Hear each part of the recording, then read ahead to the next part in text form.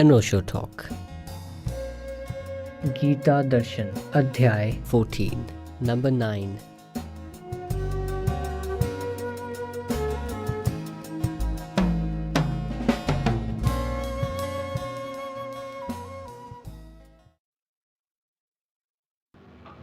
सम दुःख सुख स्वस्थ समलोष्टाश्मकाञ्चन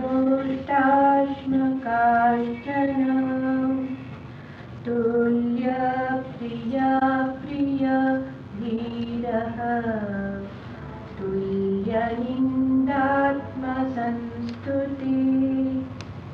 मानापमानयो तुल्य तुल्य मित्रारिपक्षयो सर्वारम्भ परित्यागी गुणातीत स उच्यते।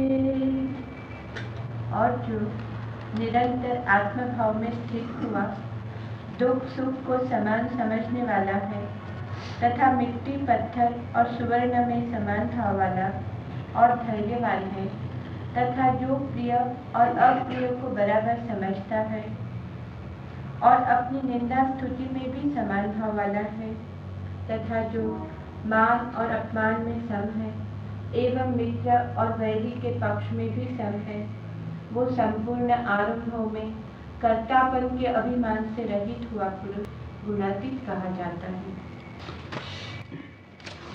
पहले कुछ प्रश्न। पहला प्रश्न, आमतौर से समझा जाता है कि ज्ञानोपलब्ध व्यक्ति की समस्त वासनाएं निर्जरा हो जाती और वे सभी तरह की प्रवृत्ति के पार हो जाते हैं। लेकिन आपके कल परसों के प्रवचन की कि ज्ञानार्जन के बाद भी उनकी प्रकृतिजन्य प्रवृत्तियां काम करती हैं, यहाँ तक कि वे काम क्रोध और हिंसा में भी उतरते हैं, यद्यपि वे स्वयं उसकी ओर मात्र साक्षी भाव रखते हैं। इससे समझाएं।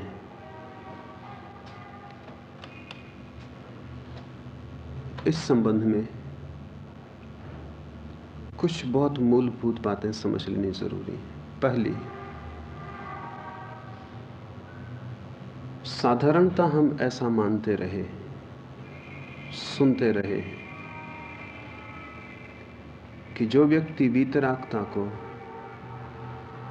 ज्ञान की पूर्णता को उपलब्ध हो जाए, उसकी समस्त वृत्तियां क्षीण हो जाएंगी। ये ठीक भी है और गलत भी। ठीक तब है जब उस व्यक्ति का शरीर गिर जाएगा और ये अंतिम शरीर होगा। वीतरागता को उपलब्ध व्यक्ति का ये शरीर अंतिम होगा। इसके बाद नए शरीर को ग्रहण करने का कोई उपाय नहीं, क्योंकि वासनाओं के बीज, मूल बीज भस्म हो गए, तो नया जन्म तो नहीं होगा। इसलिए ये बात ठीक है कि वीतराग पुरुष की समस्त प्रवृत्तियां शून्य हो जाती, लेकिन ये बात किसी और अर्थ में गलत भी है, क्योंकि वीतरागता के बाद भी इस देह में कुछ दिन रहना होगा। बुद्ध 40 वर्षों तक इस देह में थे। ज्ञान की उपलब्धि के बाद भी शरीर को भूख लगेगी, प्यास भी लगेगी, शरीर रुग्ण भी होगा, शरीर विश्राम भी चाहेगा, शरीर को ऑक्सीजन की भी जरूरत होगी। जब तक शरीर है तब तक शरीर को सारी अपनी प्रकृति के अनुकूल जरूरतें होंगी। और ये जो 3 गुण हैं, सत्व रज तम, ये 3 भी शरीर के गुण हैं। जैसे भूख प्यास शरीर को लगेगी, वैसे ही सत्व रज तम की प्रक्रियाएं भी जारी रहेंगी। फर्क जो हो जाएगा वो ये कि भूख लगते समय भी बुद्ध जानते हैं कि ये भूख मुझे नहीं लगी है, ये भूख शरीर को लगी है। प्यास लगते समय भी जानते हैं कि इस प्यास का मैं साक्षी हूं, भोगता नहीं हूं, करता नहीं हूं। लेकिन शरीर को तो प्यास लगेगी ही, शरीर को तो भूख लगेगी ही। शरीर के जो भी गुणधर्म हैं वे जारी रहेंगे, शुद्धतम रूप में जारी रहेंगे।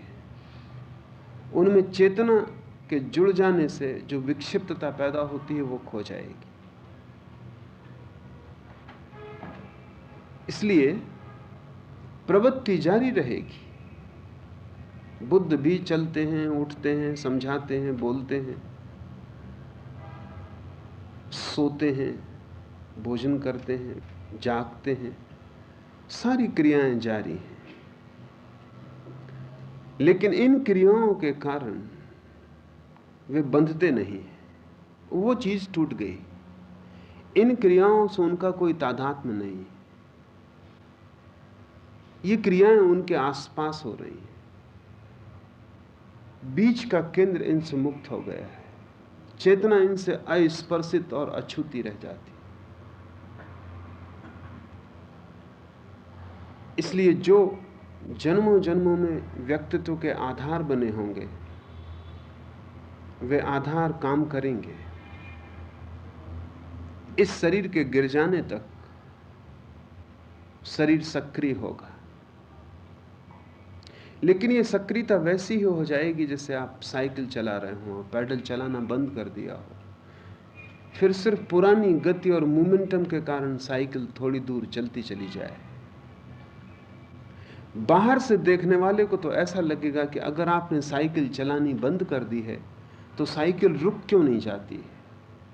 आप पैडल चलाने बंद कर दिए, लेकिन आप मीलों से साइकिल चला रहे थे, तो एक गति चकों ने ले ली, वो गति अपनी निर्जरा करेगी। अब आप बिना पैडल मारे भी बैठे हैं साइकिल पर, साइकिल चलती चली जाएगी।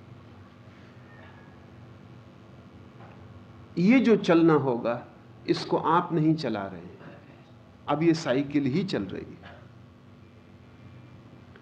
इसमें आप करता नहीं, आप सिर्फ साक्षी हैं।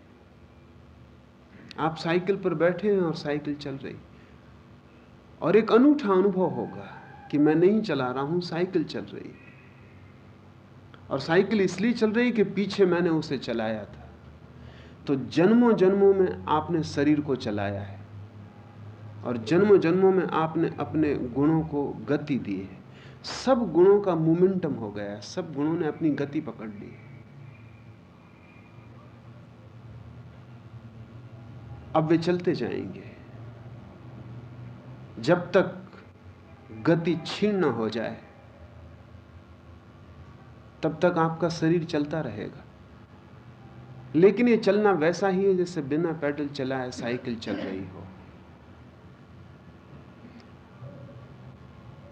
पर बाहर से देखने वाले को तो यही लगेगा साइकिल चल रही है इसलिए आप चला रहे होंगे, उसका लगना भी ठीक है। लेकिन आप जानते हैं कि अब आप चलाना छोड़ दिए हैं, अब आप सिर्फ प्रतीक्षा कर रहे हैं कि साइकिल रुक जाए।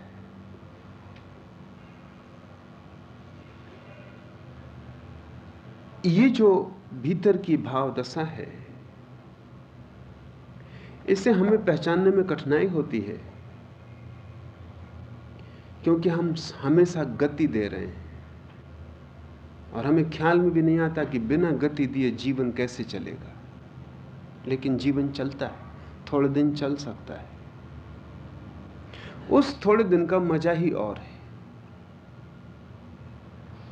आपने पतवार उठा के रख ली है और नाव अपनी गति से बही चली जाती है। ना आपकी अब आकांक्षा है कि नाव चले। और ध्यान रहे, आप ये भी कह सकते हैं कि अगर चलना बंद कर दिया है तो आप ब्रेक भी लगा के साइकिल से उतर सकते हैं, आप छलांग लगा के कूद सकते हैं। जब चलाना ही बंद कर दिया है तो अब साइकिल पे बैठे रहने का क्या प्रयोजन? इसे थोड़ा समझ लेना जरूरी है। क्योंकि जब तक किसी चीज को रोकने की आकांक्षा बनी रहे, उसका अर्थ है कि चलाने की आकांक्षा का विपरीत रूप मौजूद है। जब आकांक्षा पूरी ही जाती है तो न चलाने का मन रह जाता है, न रुकने का मन रह जाता। क्योंकि ब्रेक लगाने का तो एक ही अर्थ होगा कि बुद्ध और महावीर को आत्महत्या कर लेनी चाहिए, और कोई अर्थ नहीं हो सकता। अब कोई प्रयोजन तो रहा नहीं शरीर का, इससे छलांग लगा जानी चाहिए। लेकिन जीवन में ब्रेक लगाने का तो एक ही अर्थ है कि आप आत्महत्या कर लें, आत्मघात कर लें। ध्यान रहे, आत्मघात करने वाला व्यक्ति जीवन से मुक्त नहीं हुआ है। जीवन से बंधे होने के कारण लोग आत्मघात करते, ये उल्टा दिखाई पड़ेगा। लेकिन जो लोग आत्मघात करते हैं उनका निरीक्षण करें। उनके आत्मघात का कारण ये नहीं है कि वे जीवन से मुक्त हो गए, उनके आत्मघात का सदा ही यही कारण है कि जीवन से उन्होंने जो चाहा था वो जीवन उन्हें नहीं दे पाया। वे जीवन से मुक्त नहीं हुए हैं, जीवन से निराश हो गए। और निराश उसी मात्रा में होते हैं हम जिस मात्रा में हमने आशा बांधी हो। किसी ने सोचा हो कि जीवन में स्वर्ग मिलने वाला है, वो न मिले तो दुख होता है, और वैसा व्यक्ति आत्मघात कर लेता है। ज्ञानी को न तो आकांक्षा है कि जीवन चले, न रुकने का कोई सवाल है, क्योंकि न चलने से कुछ मिलने की आशा है, न रुकने से कुछ मिलने की आशा है। न तो वो सोचता है कि जीवन में चलता रहूं तो मुझे कोई स्वर्ग मिलने वाला है, न वो सोचता है कि रुक जाने से कोई स्वर्ग मिलने वाला है। वो जानता है कि स्वर्ग तो मैं हूं, चलने और रुकने से उसका कोई भी संबंध नहीं। तो अगर वो कोशिश करके ब्रेक भी लगाए तो समझना कि अभी पैडल मार रहा है, क्योंकि ब्रेक लगाना भी पैडल मारने का ही हिस्सा है। वो कुछ कर रहा है, अभी कर्तापन उसका नहीं गया, साक्षी नहीं हुआ, अभी ब्रेक लगा रहा है। कल पैडल लगा रहा था, अब वो ब्रेक लगा रहा है, लेकिन अभी साइकिल से उसका कर्तापन जुड़ा हुआ है। और साक्षीपन का अर्थ हुआ कि अब वो कुछ भी नहीं कर रहा, अब जो हो रहा होगा वो जानता है कि प्रकृति से हो रहा। वही कृष्ण कह रहे हैं। कृष्ण कह रहे हैं कि जिस दिन कोई जान लेता है कि गुण ही गुण में वर्त रहे, मैं पृथक हूं, मैं कुछ भी नहीं कर रहा हूं, मैं करने वाला ही नहीं हूं, जिस दिन ऐसा दृष्टा भाव गहन हो जाता है, उसी दिन व्यक्ति गुणातीत अवस्था को उपलब्ध हो जाता है। उसी दिन वो सच्चिदानंद घन हो जाता है। उसी क्षण रुकने की वासना भी चलने की वासना का हिस्सा है। रुकना भी चलने का एक ढंग है, क्योंकि रुकना भी एक क्रिया है। तो ऐसा व्यक्ति जिसकी प्रवृत्ति खो गई है, ध्यान रहे, हम तो हमेशा विपरीत में सोचते हैं, इसलिए कठिनाई होती। हम सोचते हैं जिसकी प्रवृत्ति खो गई है वो निवृत्ति को साधेगा। निवृत्ति भी प्रवृत्ति का एक रूप है। कुछ करना भी कर्ता भाव है और कुछ न करने का आग्रह करना भी कर्ता भाव है। अगर मैं कहता हूं ये मैं ना करूंगा, तो इसका अर्थ ये हुआ कि मैं मानता हूं कि ये मैं कर सकता था। ये भी मैं मानता हूं कि ये मेरा कर्तव्य है, चाहूं तो करूं और चाहूं तो ना करूं। लेकिन साक्षी का अर्थ है कि ना तो मैं कर सकता हूं और ना कर सकता हूं। ना तो प्रवृत्ति मेरी है, ना निवृत्ति मेरी है। प्रवृत्ति भी गुणों की है और निवृत्ति भी गुणों की है। गुण ही वर्त रहे, वे ही चल रहे हैं, वे ही रुक जाएंगे। तो जब तक चल रहे हैं मैं उन्हें चलता हुआ देखूंगा, और जब रुक जाएंगे तब मैं उन्हें रुका हुआ देखूंगा। जब तक जीवन है तब तक मैं जीवन का साक्षी, और जब मृत्यु होगी तब मैं मृत्यु का साक्षी रहूंगा। कर्ता मैं ना बनूंगा। इसलिए निवृत्ति को आप मत सोचना कि वो वास्तविक निवृत्ति है। अगर उसमें कर्ता का भाव है तो वो प्रवृत्ति का ही शीर्षासन करता हुआ रूप, वो उसका ही उल्टा रूप है। कोई दौड़ रहा था कर्ता भाव से, कोई खड़ा है कर्ता भाव से, लेकिन कर्ता भाव मौजूद है। बुद्ध ने कहीं कहा है कि न तो मैं प्रवृत्त हूं अब और न निवृत्त, ना तो मैं ग्रस्त हूं अब और ना संन्यास्त, ना तो मैं कुछ पकड़े हूं और ना मैं कुछ छोड़ता हूं। इसे ठीक से ख्याल में ले लें, क्योंकि ये जीवन के बहुत पहलुओं पर यही अड़चन है। हम सोचते हैं कि कुछ कर रहे हैं, इसको ना करें। हमारा ध्यान क्रिया पर लगा है, हमारा ध्यान कर्ता पर नहीं है, क्योंकि करने में भी मैं करता हूं, ना करने में भी मैं करता हूं। सारी चेष्टा दृष्टा पुरुषों की यह है कि कर्ता का भाव मिट जाए। मैं होने दूं, करूं ना। जो हो रहा है उसे होने दूं, उसमें कुछ छेड़छाड़ भी ना करूं। जहां कर्म जा रहे हों, जहां गुण जा रहे हों, उन्हें जाने दूं। मैं उन पर सारी पकड़ छोड़ दूं। इसलिए संतत्व अति कठिन हो जाता है। साधुता कठिन नहीं है, क्योंकि साधुता निवृत्ति साधती है। वो प्रवृत्ति के विपरीत है, वो गृहस्थ के विपरीत है। वहां कुछ करने को शेष है, विपरीत करने को शेष है। कोई हिंसा कर रहा है, आप अहिंसा कर रहे हैं। कोई धन इकट्ठा कर रहा है, आप त्याग कर रहे हैं। कोई महल बना रहा है, आप झोपड़े की तरफ जा रहे हैं। कोई शहर की तरफ आ रहा है, आप जंगल की तरफ जा रहे हैं। वहां कुछ काम शेष है। मन को काम चाहिए। अगर धन इकट्ठा बंद करना कर दें तो मन कहेगा बांटना शुरू करो, लेकिन कुछ करो। करते रहो तो मन जिंदा रहेगा। इसलिए मन तत्काल ही विपरीत क्रियाएं पकड़ा देता है। स्त्रियों के पीछे भागो, अगर इससे रुकना है तो मन कहता है स्त्रियों से भागो, मगर भागते रहो। क्योंकि मन का संबंध स्त्री से नहीं है, भागने से। या तो स्त्री की तरफ भागो या स्त्री की तरफ पीठ करके भागो, लेकिन भागो। अगर भागते रहे तो कर्तापन बना रहेगा, अगर भागना रोका तो कर्तापन रुक जाए। तो मन ऐसे समय तक भी दौड़ाता रहता जबकि दौड़ने में कोई अर्थ भी नहीं रह जाता। मैंने सुना है कि मुल्ला नसरुद्दीन अपने चिकित्सक के पास गया, तब वो बहुत बूढ़ा हो गया था, 90 वर्ष उसकी उम्र थी,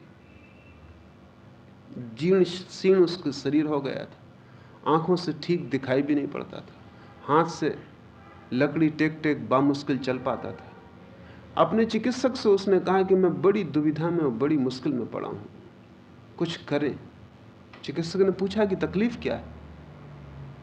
नसरुद्दीन ने कहा कि संकोच होता है कहते, लेकिन अपने चिकित्सक को तो बात कहनी ही पड़ेगी। मैं अभी भी स्त्रियों का पीछा करता हूं,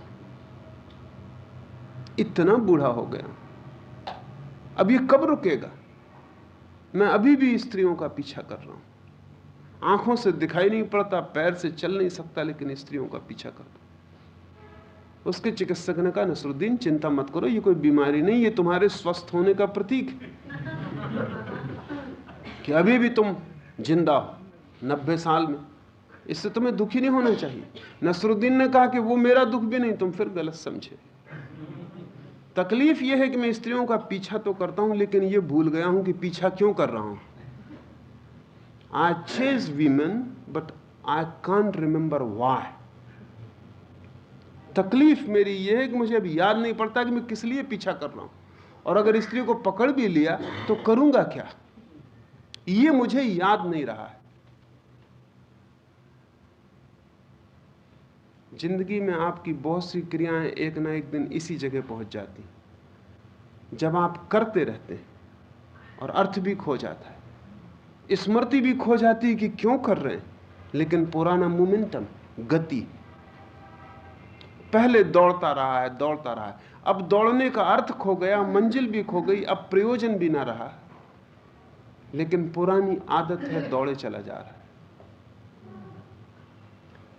शरीर के साथ, शरीर के गुणों के साथ यही घटना घटती है। रस्सी जल भी जाती है तो उसकी अकड़ शेष रह जाती है। जली हुई राख पड़ी हुई लकड़ी में भी उसकी पुरानी अकड़ का ढंग तो बना ही रहता है। तो जब आप जाग भी जाते हैं, होश से भी भर जाते, तो भी गुणों की पुरानी रेखाएं चारों तरफ बनी रहती और उनमें पुरानी गति का वेग है, वे चलती रहती।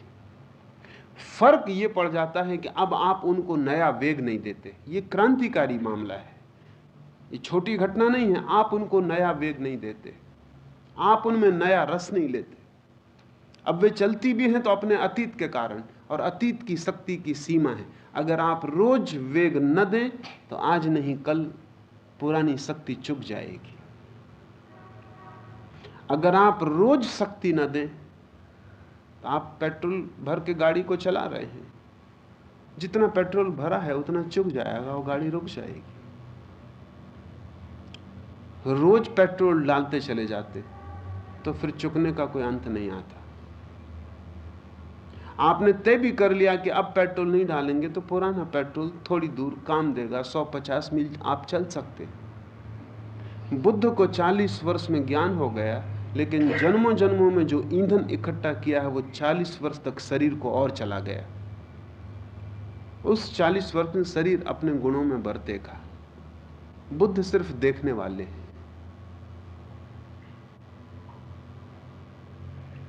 दृष्टा और भोक्ता, दृष्टा और कर्ता, इसके भेद को ख्याल में ले लें तो अड़चन नहीं रह जाएगी।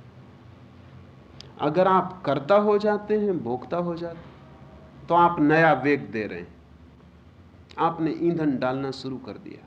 अगर आप सिर्फ दृष्टा रहते हैं तो नया वेग नहीं दे रहे, पुराने वेग की सीमा है वो कट जाएगी, और जिस दिन पुराना वेग चुक जाएगा शरीर गिर जाएगा, गुण वापस प्रकृति में मिल जाएंगे और आप सच्चिदानंद घन रूप परमात्मा में।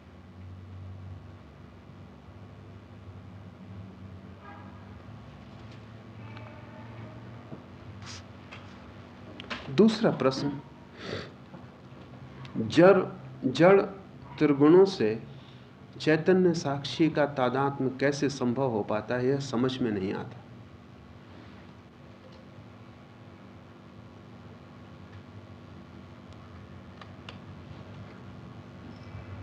दर्पण में आप अपना चेहरा देखते,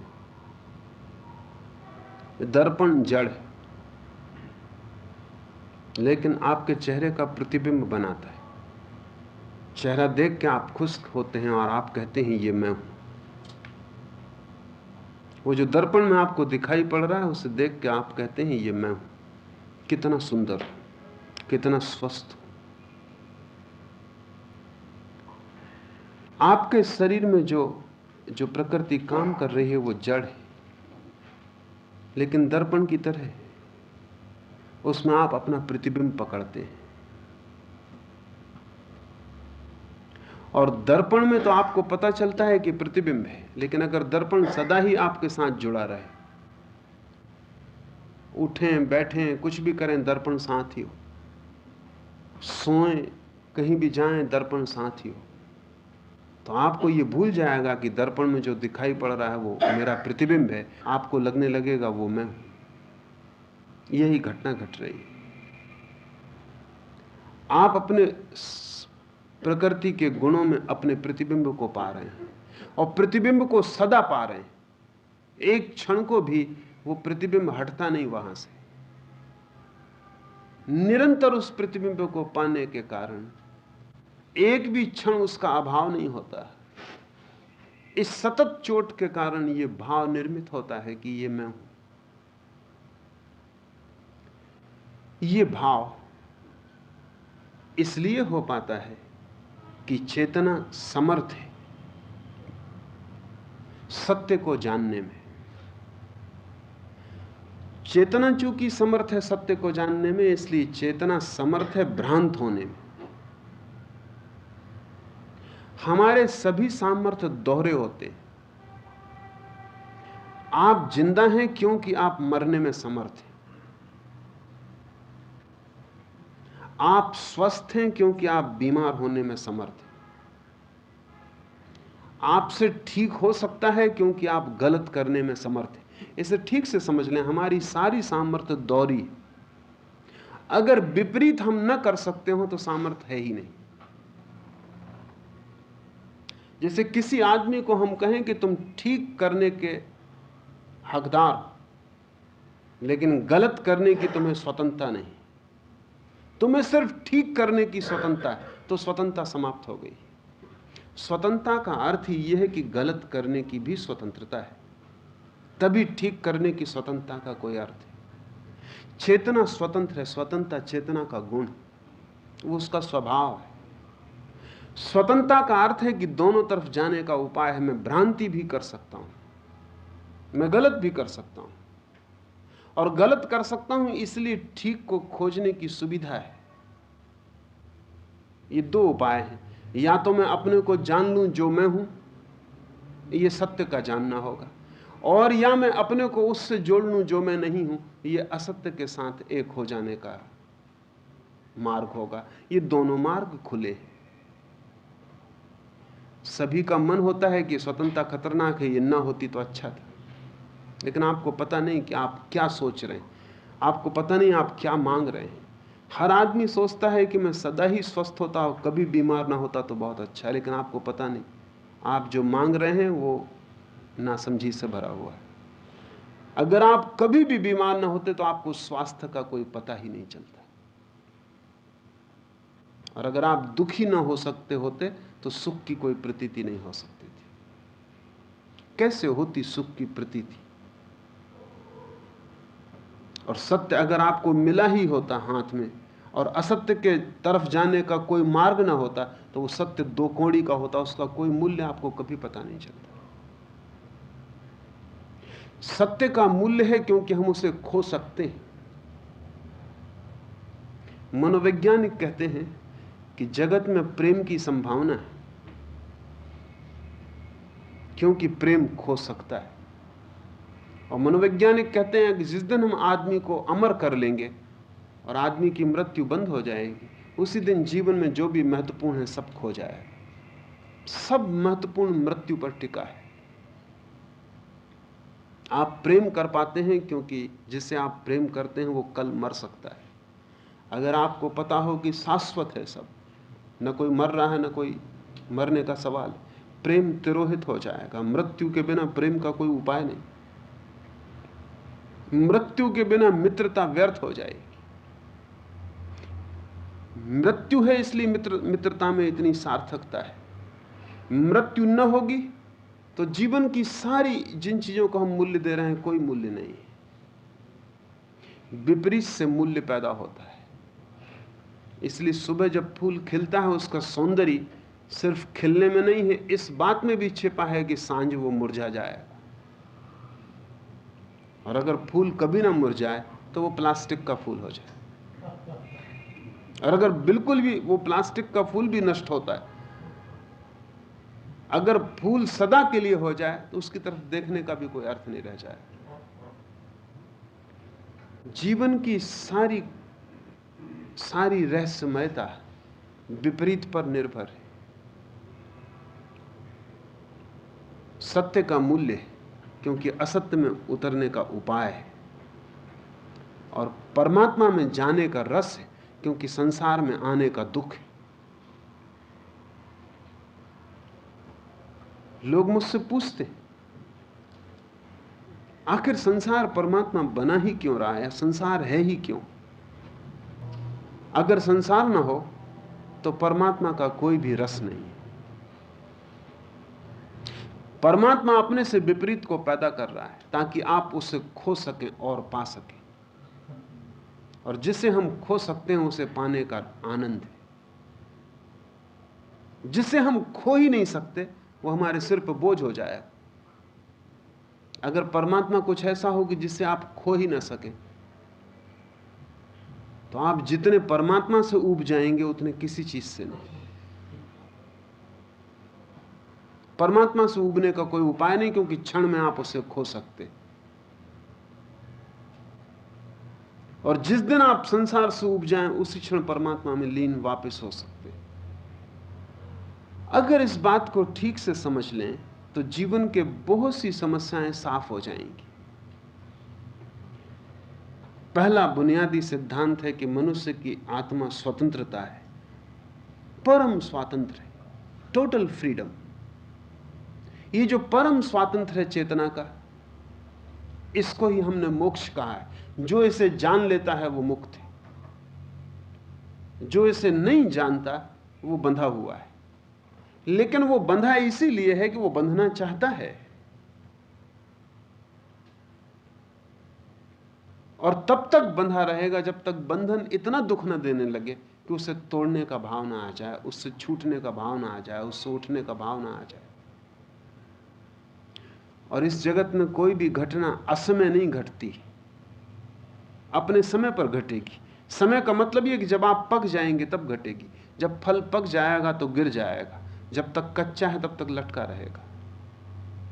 जिस दिन आपका दुख भी पक जाएगा संसार के साथ, उस दिन आप तत्क्षण टूट जाएंगे और परमात्मा में गिर जाएंगे। अगर आप अटके हैं तो इसलिए नहीं कि आपकी साधना में कोई कमी है, आप अटके हैं इसलिए कि आप दुख को भी पूरा नहीं भोग रहे हैं, आप पकने के भी पूरे उपाय नहीं होने दे रहे हैं। समझ लें कि एक फल धूप में पकता हो, वो फल अपने को छाया में छिपाए हुए है कि धूप ना लग जाए, और फिर वो सोच रहा है मैं कच्चा क्यों। आप ऐसे ही फल हैं जो सब तरह से अपने को छिपा भी रहे हैं, बचा भी रहे हैं। उससे ही आप बचा रहे हैं जिसकी पीड़ा के कारण ही आप मुक्त हो सकेंगे। इसलिए मैं निरंतर कहता हूं संसार में पूरे जाओ ताकि तुम संसार के बाहर आ सको। बाहर जाने का एक ही उपाय कि तुम पूरे भीतर चले जाओ, वहां कुछ और जानने को शेष ना रह जाए। दुख से छूटने की एक ही व्यवस्था है, एक ही विधि है, बाकी सब विधियां बहाने। और वो विधि ये है कि तुम दुख को पूरा भोग लो, तुम उसमें पक जाओ, तुम अपने ही आप गिर जाओगे। कृष्ण यही कह रहे हैं कि अर्जुन तू व्यर्थ ही परेशान हो रहा है। गुण अपनी गति से चल रहे हैं, गुण अपनी गति से पक रहे हैं, और जहां से तू भागना चाहता है वहां से भाग के तू कभी मुक्त ना हो सकेगा, क्योंकि तू छाया खोज रहा है। इस युद्ध से भाग के तू बचा लेगा अपने को उस महापीड़ा से गुजरने से जो कि मुक्ति का कारण बन जाएगी। तू इस युद्ध से गुजर जा, तू इस युद्ध को हो जाने दे, तू रोक मत, तू डर भी मत, तू संकोच भी मत ले, तू निर्भय भाव से इसमें प्रवेश कर जा। और जो घटना तेरे चारों तरफ इकट्ठी हो गई है उसको उसकी पूर्णता में तेरे भीतर बिंध जाने दे। ये आग पूरी जल उठ, तू इसमें पूरी तरह राख हो जा। उस राख से ही तेरे नए जीवन का अंकुर होगा, उस राख से ही तू अमृत को जानने में समर्थ हो पाएगा।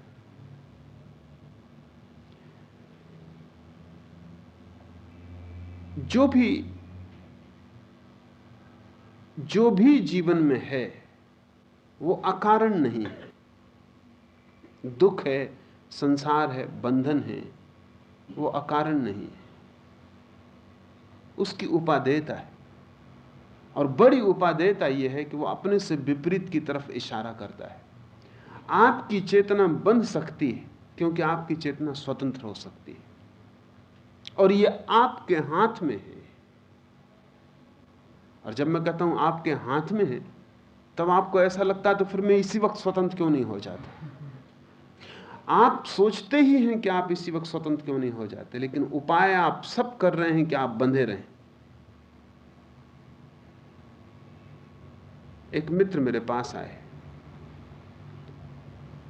कहते थे मन बड़ा अशांत है, शांति का कोई उपाय बताएं। मैंने उनसे पूछा कि शांति की फिक्र ही ना करें, पहले मुझे ये बताएं कि अशांत क्यों। क्योंकि मैं शांति का उपाय बताऊं और आप अशांति का आयोजन किए चले जाएं तो कुछ हल ना होगा, और उससे और असुविधा होगी। वो वैसी हालत हो जाएगी कि आदमी कार में एक्सीलेटर भी दबा रहा है और ब्रेक भी लगा रहा है। इसलिए कार में इंतजाम करना पड़ा, क्योंकि आदमी का स्वभाव परिचित है हमें कि उसी पैर से एक्सीलेटर दबाएं और उसी से ब्रेक, क्योंकि आपसे डर है कि आप दोनों काम एक साथ कर सकते हैं। आप एक साथ दोनों काम कर सकते हैं, एक्सीलेटर भी दबा दें और ब्रेक भी दबा दें तो कठिनाई खड़ी हो जाए। तो ब्रेक दबाने के लिए एक्सीलेटर से पैर हटाए, लेकिन मन के साथ हम ऐसा नहीं कर पा रहे। मन के साथ हमारी हालत ऐसी है कि हम दोनों काम एक साथ करना चाहते हैं। उन मित्र से मैंने पूछा कि तकलीफ क्या, किस वजह से अशांत हुई? तो उन्होंने कहा अशांति का कारण यह है कि मेरा लड़का मेरी मानता नहीं। किसका लड़का किसकी मानता है? इसमें लड़का कारण नहीं है, इसमें आप मनाना क्यों चाहते? लड़का अपना जीवन जिएगा। मैंने उनसे पूछा आपने अपने बाप की मानी थी?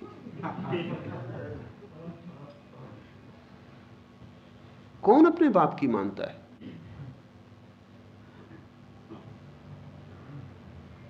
लड़का और रास्तों पे चलेगा जिन पर बाप कभी नहीं चला। लड़का और दूसरी दुनिया में जिएगा जिसमें बाप कभी नहीं जिया। लड़के और बाप के समय में भेद है, उनके मार्गों में भेद होगा, उनकी परिस्थितियों में भेद है, उनके विचारों में भेद होगा। लड़का अगर जिंदा है तो बाप से भिन्न चलेगा, लड़का अगर मुर्दा है तो बाप की मान के चलेगा। अब बाप का दुख यह है कि लड़का अगर मुर्दा है तो वो परेशान, अगर लड़का जिंदा है तो वो परेशान। लड़का मुर्दा है तो वो समझता है कि न होने के बराबर। आपको ख्याल में नहीं है, अगर लड़का बिल्कुल आप जैसा कहें वैसे ही करे तो भी आप दुखी हो जाएंगे। आप कहें बैठो तो वो बैठ जाए, आप कहें उठो तो उठ जाए, आप कहें बाएं घूमो तो बाएं घूम जाए। आप जो कहें उसको रत्ती रत्ती वैसा ही करे, आप सिर पीट लेंगे। आप कहेंगे लड़का क्या हुआ, एक व्यर्थता, इससे तो होता ना होता बराबर है। इसके होने का कोई अर्थ ही नहीं है। होने का पता ही भिन्नता से चलता है। बाप इसलिए दुखी नहीं, मैंने उनसे कहा कि लड़का मानता नहीं। आप मनाना क्यों चाहते हैं कि माने? आपका दुख आपके कारण आ रहा है, आप अपने अहंकार को थोपना चाहते हैं, और मेरे पास आप शांति की तलाश करने आए। लड़के को अपने मार्ग पे चलने दें। अशांति फिर कहां है? तब उनका घाव छू गया। तब उन्होंने कहा आप क्या कह रहे हैं, अगर उसको मार्ग पर चले तो सब बर्बाद कर देगा, सब धन मिटा डालेगा। मैंने उनको पूछा आप कब तक धन की सुरक्षा करिएगा? कल आप समाप्त हो जाएंगे और धन मिटेगा। आपका लड़का मिटाए, कोई और मिटाए, धन मिटेगा। धन मिटने को है। तो आपका दुख लड़के से नहीं आ रहा है, आपका दुख धन पर जो आपकी पकड़ है उससे आ रहा है। आप मरेंगे दुखी, क्योंकि मरते वक्त आपको लगेगा आप धन का क्या होगा, कोई ना कोई मिटाएगा। इसलिए धनी न सुख से जी पाता है, न सुख से मर पाता है। मरते वक्त ये भय लगता है कि मैंने जिंदगी भर कमाया, अब इसको कोई मिटा देगा, और कोई ना कोई मिटाएगा। आखिर इस जगत में जो भी बनाया जाता है वो मिटता है। इस जगत में कोई भी ऐसी चीज नहीं जो न मिटे। आपका धन अपवाद नहीं हो सकता। तो आप दुखी इसलिए हो रहे हैं कि आपका धन कोई न मिटा दे, अशांत इसलिए हो रहे हैं, और शांति की कोई तरकीब खोज रहे हैं। मान लें कि धन तो मिटने वाली चीज है, मिटेगी, और लड़के अपने मार्गों पे जाएंगे। और पिता लड़कों को पैदा करता है, इसलिए उनके जीवन का मालिक नहीं है। फिर मुझे कहें कि दुख कहां है? और अशांति के कारण खो जाएं तो आदमी शांत हो जाता है। शांति के कारण खोजने की जरूरत ही नहीं। शांति मनुष्य का स्वभाव है, अशांति अर्जित करनी पड़ती है। हम अशांति अर्जित करते चले जाते हैं और शांति की पूछताछ शुरू कर देते हैं। अशांति के साथ जो इन्वेस्टमेंट है वो भी हम छोड़ना नहीं चाहते, जो लाभ है वो भी हम लेना चाहते हैं, और शांति के साथ जो लाभ मिल सकता है वो भी हम लेना चाहते हैं। और दोनों हाथ लड्डुओं का कोई भी उपाय नहीं। ये जो संसार के साथ हमारा जोड़ है, गुणों के साथ, शरीर के साथ हमारा तादाद में, उसमें भी हमें लाभ दिखाई पड़ता है। इसलिए हमने जान के वो बनाया हुआ है, हम अपने को समझाए हुए हैं कि ऐसा है। फिर संतों की बातें सुनते हैं, उससे भी लोभ जगता है कि हमको भी ये गुणातीत अवस्था कैसे पैदा हो जाए। तो हम पूछना शुरू करते हैं क्या करें, कैसे इससे छूटे। मजा करीब करीब ऐसा है कि जिसको आप पकड़े हुए हैं आप पूछते हैं इससे कैसे छूटे।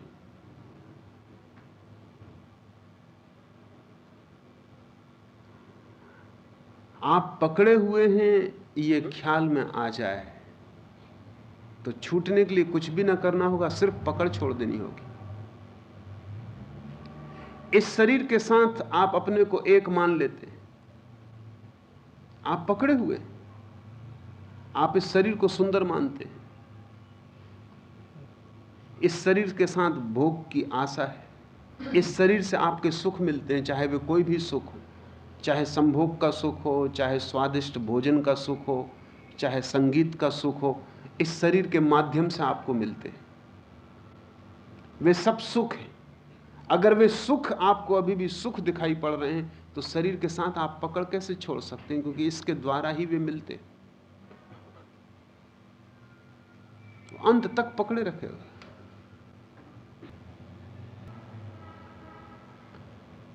एक बड़ी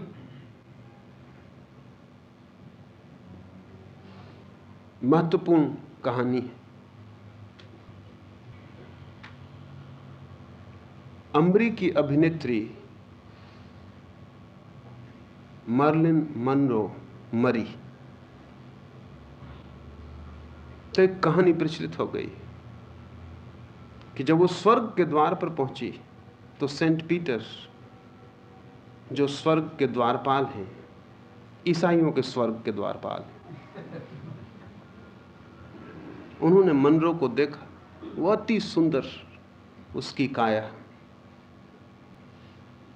सेंट पीटर ने कहा एक नियम है स्वर्ग में प्रवेश का कि स्वर्ग के द्वार के बाहर एक छोटा सा पुल है, उस पुल पर से गुजरना पड़ता है।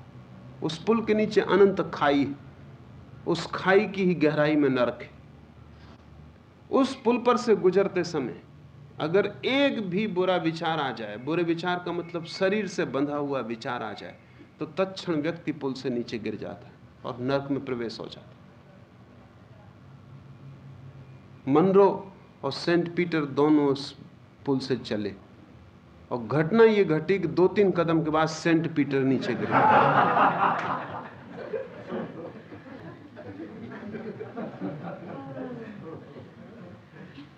मनरो जैसी सुंदर स्त्री को चलते देख के कुछ ख्याल सेंट पीटर को आ गया होगा।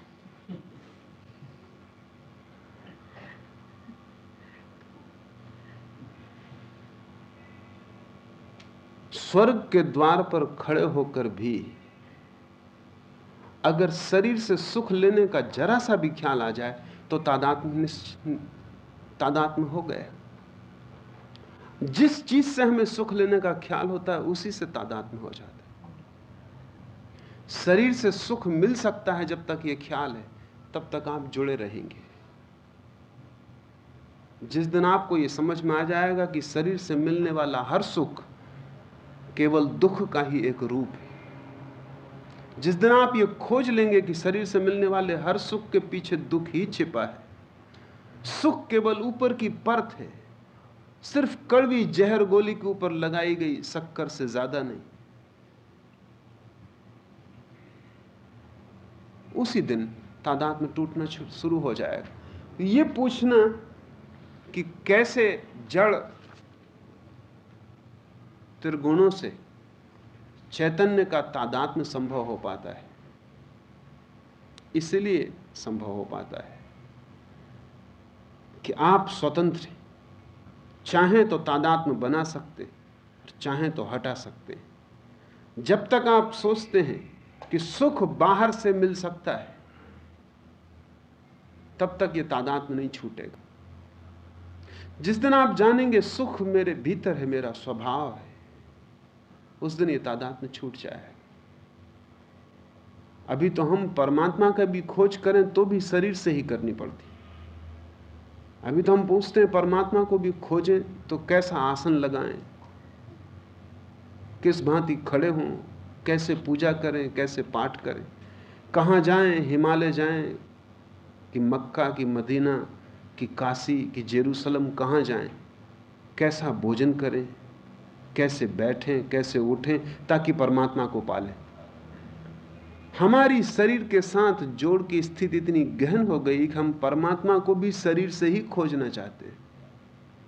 हमें ख्याल ही नहीं है कि शरीर के अतिरिक्त भी हमारा कोई होना है। और ये ख्याल भी तभी आएगा जब शरीर से हमें सब तरफ दुख दिखाई देने लगे। बुद्ध ने निरंतर सुबह से सांझ एक ही बात कही है अपने भिक्षुओं को कि जीवन दुख है, और सिर्फ इसलिए कही है ताकि तुम परम जीवन को जान सको। जब तुम्हें यहां दुख ही दुख दिखाई देने लगे तो इस दुख से छूटने में जरा भी बाधा नहीं रह जाएगी। जहां दुख है वहां से मन हटने लगता है, और जहां सुख है वहां मन की सहज गति है।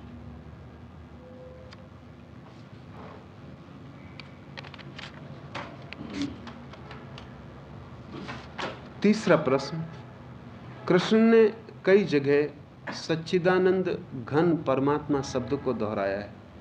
यह सच्चिदानंद घन परमात्मा क्या है? आपकी तरफ इशारा कर रहे हैं कृष्ण।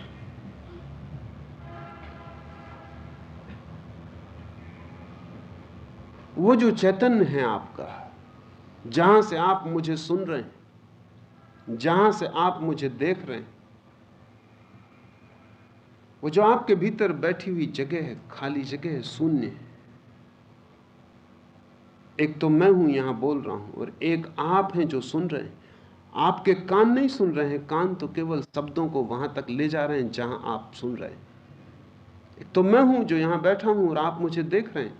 आपकी आंखें मुझे नहीं देख रही हैं, आंखें तो केवल मेरे प्रतिबिंब को वहां तक ले जा रही हैं भीतर आपके, जहां आप देख रहे हैं। वो जो भीतर छिपा है सारी इंद्रियों के बीच में, वो जो केंद्र है सारी इंद्रियों के बीच में, जो स्वयं कोई इंद्री नहीं है, वो जो चेतना का केंद्र है भीतर, जहां से सारा होश है, जिसके कारण इंद्रियां चारों तरफ देख रही, पहचान रही, उसकी तरफ इशारा है। वो सच्चिदानंद घन परमात्मा है। ये शब्द समझ लेने जैसा है। सच्चिदानंद, सत्य, चित्त, आनंद, तीन बड़े महत्वपूर्ण शब्दों से बना है। सत्य का अर्थ होता है जिसकी ही एकमात्र सत्ता है, बाकी सब चीजें स्वप्नवत है। वस्तुतः जो सत्य है, जिसका एग्जिस्टेंस है, वो सत्य।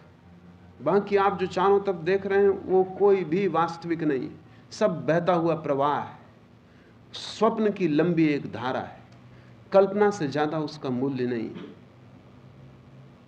और आप देख भी नहीं पाते कि वहां चीजें बदल जा रही हैं। वहां किसी चीज की सत्ता नहीं है, परिवर्तन ही वहां सब कुछ है। जिसकी वास्तविक सत्ता है वो कभी रूपांतरित नहीं होगा। भारतीय मनुष्यों का सत्य का एक लक्षण है, और वो ये कि जो कभी रूपांतरित ना हो, जो सदा वही रहे जो है, जो कभी बदले ना, जिसके स्वभाव में कोई परिवर्तन ना हो, जिसके स्वभाव में स्थिरता हो, अनंत स्थिरता हो, वही सत्य है। बाकी सब चीजें जो बदल जाती हैं वो सत्य नहीं है। बदलने का मतलब ही यह है कि उनके भीतर कोई सब्सटेंस, कोई सत्व नहीं है। ऊपर ऊपर की चीजें हैं, बदलती चली जाती हैं। जो सदा अपरिवर्तित खड़ा है, आपके भीतर एक ऐसा केंद्र है जो सदा अपरिवर्तित खड़ा है। आप बच्चे थे तब भी वो वैसा ही था, आप जवान हो गए तब भी वो वैसा ही है। वो जवान नहीं हुआ, आपकी देह ही जवान हुई। ये जवानी गुणों का वर्तन। कल आप बूढ़े हो जाएंगे तब भी वो बूढ़ा नहीं होगा। ये बुढ़ापा भी आपके शरीर के गुणों का वर्तन होगा। एक दिन आप पैदा हुए तब वो पैदा नहीं हुआ, और एक दिन आप मरेंगे तब वो मरेगा नहीं। वो सदा वही है। वो जन्म के पहले भी ऐसा ही था और मृत्यु के बाद भी ऐसा ही होगा। वो आधार है, उस पर सब चीजें आती और जाती, लेकिन वो स्वयं निरंतर वैसा का वैसा बना है। उस मूल आधार को कहते हैं सत्य।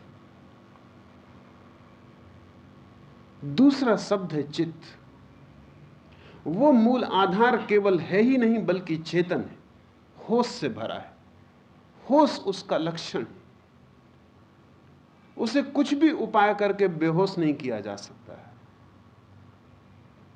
जब आप बेहोश हो जाते हैं तब भी वो बेहोश नहीं होता, सिर्फ आपके गुण बेहोश हो जाते हैं।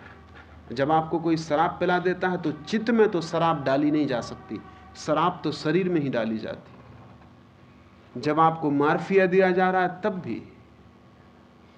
क्लोरोफॉर्म सुंघाया जा रहा है तब भी, जो भी हो रहा है वो शरीर में हो रहा है, शरीर के गुणधर्मों में हो रहा है। वो जो भीतर चित्त है उसको बेहोश करने का कोई उपाय नहीं। तांत्रिकों में तो बड़ी पुरानी साधनाएं जिनमें जहर का, शराब का, सब तरह के नशा, गांजा, भांग, अफीम सब का उपयोग किया जाता है। और उपयोग इसलिए किया जाता है ताकि इस बात की परख आ जाए कि कैसे ही नशे का तत्व हो, कैसा ही मादक द्रव्य हो, वो केवल शरीर को छूता है, मुझे नहीं। और तब तक तांत्रिक नहीं मानता कि आप स्थित प्रज्ञ हुए, गुणातीत हुए, जब तक कि आपको सब तरह के जहर न दे दिए जाएं और आप होश में न बने रहें। अगर आप होश खो दें तो वो मानता है अभी आप गुणातीत नहीं हुए। होश बना ही रहे, भीतर के होश की धारा न टूटे। आपके भीतर की होश की धारा भी नहीं टूटती, किसी के भीतर की धारा नहीं टूटती, लेकिन आप भीतर की धारा से परिचित ही नहीं। भीतर तो कोई जागा ही रहता है, वो उसका स्वभाव है, चित्तता, कॉन्शसनेस उसका स्वभाव है। लेकिन आप अपने को माने हुए हैं शरीर, इसलिए जब शरीर बेहोश होता है तो आप समझते हैं आप बेहोश हो गए। ये आपकी मान्यता है। इस मान्यता के कारण आप समझ लेते हैं कि बेहोश हो गए, आप बेहोश होते नहीं। अगर आप हिप्नोसिस से परिचित हैं तो आपको पता होगा कि हिप्नोसिस का सारा खेल इतना ही है कि हिप्नोटाइजर जो आपसे कहे आप उसको मान लें। अगर आप मान लें तो वैसे होना शुरू हो जाएगा, मान्यता तथ्य बन जाती। अगर हिप्नोटिस्ट कहता है कि आपके हाथ में उसने एक अंगारा रख दिया, आप आंख बंद किए पड़े और उस आपके हाथ में उठा के 1 रुपए का सिक्का रख देता है, कहता अंगारा रख दिया जलता हुआ, आप घबरा के फेंक देंगे रुपया, क्योंकि आप मान लेते हैं कि अंगारा है। बड़े आश्चर्य की बात तो यह कि आप न केवल फेंक देते हैं बल्कि आपके हाथ पे फफोला भी आ जाता है, जबकि वहां कोई अंगारा नहीं था। आपके हाथ ने बिल्कुल वही व्यवहार किया जो आपने मान लिया। हिप्नोसिस पर बड़ा काम पश्चिम में हो रहा है और उससे एक बात पता चलती है कि आदमी की चेतना मान लेने से ग्रसित हो जाती है। आपको पानी पिलाया जाए सम्मोहित अवस्था में, कहा जाए शराब है, आप बेहोश हो जाएंगे, नशा आ जाएगा। अभी कुछ प्रयोग तो ऐसे हुए जो कि बिल्कुल अविश्वसनीय है, जिन पे कि आदमी के बस की बात ही समझ में नहीं आती। हार्वर्ड यूनिवर्सिटी में एक मरीज पर वे हिप्नोसिस का प्रयोग कर रहे थे। उसे बेहोश करके कहा गया कि उसके खून में ब्लड शुगर बढ़ रही, सम्मोहित करके। जब उसे सम्मोहित किया गया तो उसका खून लिया गया, उसकी जांच की गई, उसकी नॉर्मल ब्लड शुगर है। ब्लड शुगर बड़ा मामला है। जब तक उसको बहुत शक्कर न खिलाई जाए, ग्लूकोज का इंजेक्शन न दिया जाए, तब तक उसके ब्लड में शुगर जा नहीं सकती। न उसे ग्लूकोज दिया जा रहा है, न शक्कर दी जा रही, न कुछ, सिर्फ सजेशन दिया जा रहा है, सुझाव कि तेरे खून में शुगर बढ़ रही। और उसके खून में शुगर बढ़ी, और थोड़ी बहुत नहीं, 500 तक उसके खून में शुगर बढ़ी, सिर्फ सुझाव से।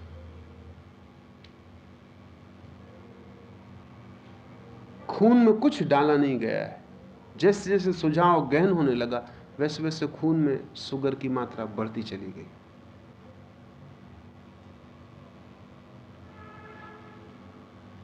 इस चैतन्य की एक क्षमता है कि जो भी मान ले वैसी घटना घटनी शुरू हो जाएगी। ये हमारी मान्यता है कि मैं शरीर हूं, इसलिए हम शरीर हो गए।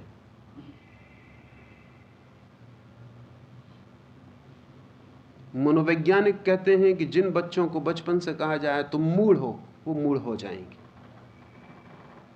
न मालूम सैकड़ों बच्चों को हम अपने हाथ से मूढ़ बना देते हैं। लाखों बच्चे इसलिए मूढ़ रह जाते कि घर में माँ बाप उनको मूढ़ कह रहे हैं, स्कूल में शिक्षक उनको मूढ़ कह रहे हैं, उनको बार बार ये सुझाव मिलता है और उनको बात जच जाती। जब सभी कह रहे हैं तो बात ठीक होगी। ये एक तरह का सम्मोहन, फिर वे मूढ़ ही रह जाते। जिन बच्चों को बचपन से ख्याल मिलता है कि वे बड़े प्रतिभाशाली, टैलेंटेड, गुणवान, उनमें वैसी वृत्ति पैदा होने लगती। वे जो मानने लगते हैं वैसे हो जाते हैं। मान्यता आपका जीवन बन जाती। तो आपको ख्याल है कि रात आप सो जाते, इसलिए आपको लगता है आप सोए। सिर्फ शरीर सोता है, आप कभी नहीं सोते। ये सिर्फ धारणा है आपकी, और बचपन से समझाया जा रहा है, इसलिए आप सो जाते। आपको लगेगा कि सिर्फ धारणा ऐसे कैसे हो सकती है। अमेज़न में अभी तक आदिवासियों में जब भी स्त्री को बच्चा होगा तो पति भी रोएगा, पीटेगा, चिल्लाएगा। एक खाट पर पत्नी, एक खाट पर पति। प्रसव पीड़ा दोनों को होती। हजारों साल से ये होता है। और जब पहली दफा ईसाई मिशनरी अमेज़न पहुंचे तो उनको विश्वास भी नहीं आया कि ये क्या पागलपन, ये आदमी जरूर बन रहा होगा, क्योंकि हमें ख्याल ही नहीं कि जब स्त्री को बच्चा पैदा हो रहा है इससे पति को प्रसव पीड़ा का क्या संबंध है। लेकिन जब जांच की गई, जांच पड़ताल की गई, तो वो बड़े चकित हुए कि वस्तुतः पीड़ा होती, पति को पीड़ा होती। क्योंकि अमेज़न में यह विश्वास है कि बच्चा पति और पत्नी दोनों का कृत्य है, इसलिए अकेली पत्नी को क्यों पीड़ा होगी। दोनों का हाथ है उसमें, आधा आधा दोनों का बच्चा है, इसलिए दोनों कष्ट पाएंगे जब प्रसव होगा। और जांच से पता चला है कि वास्तविक शरीर में पीड़ा होती, जैसे स्त्री के शरीर में सारा खिंचाव तनाव होता है, वैसे पुरुष के शरीर में खिंचाव और तनाव होता है। अब ये सिर्फ मान्यता की बात है, क्योंकि उनकी धारणा है, इसलिए होता है। जितने सभ्य मुल्क हैं वहां स्त्रियों को बच्चा पैदा करने में कष्ट होता है, सिर्फ सभ्य मुल्कों में, असभ्य मुल्कों में नहीं होता। ठेठ आदिवासियों में बिल्कुल नहीं होता। बर्मा में ऐसी जातियां हैं, स्त्रियां काम करती रहेंगी खेत में, बच्चा हो जाएगा, कोई दूसरा भी नहीं है, दाई और नर्स और अस्पताल का तो कोई सवाल नहीं, बच्चा हो जाएगा, उसको उठा के वो टोकरी में रख देंगी और वापस काम पे लग जाएंगी। सांझ को अपने बच्चे को लेकर घर आ जाए। बर्मा के उन जंगलों में ख्याल ही नहीं है कि स्त्री को पीड़ा होती, इसलिए पीड़ा नहीं होती। आप जो कुछ भोग रहे हैं उसमें अधिक तो आपकी मान्यताएं हैं। ये जो भीतर छिपा हुआ परमात्मा है, इसका दूसरा लक्षण है चित्त। ये कभी बेहोश नहीं हुआ और कभी सोया नहीं, वो उसका स्वभाव नहीं। इसलिए अगर आप अपने को बेहोश मानते हैं, नींद में मानते हैं, सम्मोहित मानते हैं, तो आपकी मान्यता है।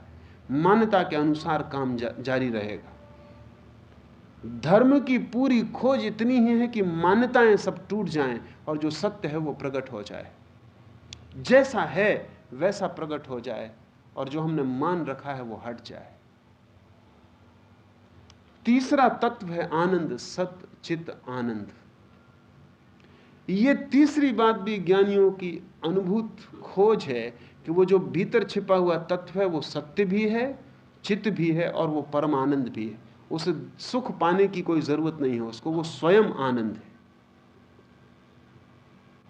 और अगर आप दुखी हो रहे हैं और सुख की तलाश कर रहे हैं तो आपकी भ्रांति है। मनुष्य का स्वभाव आनंद है। इसलिए जिस दिन हम अपने स्वभाव से परिचित हो जाएंगे, सच्चिदानंद से मिलना हो जाए। और इस सच्चिदानंद को परमात्मा कहा है।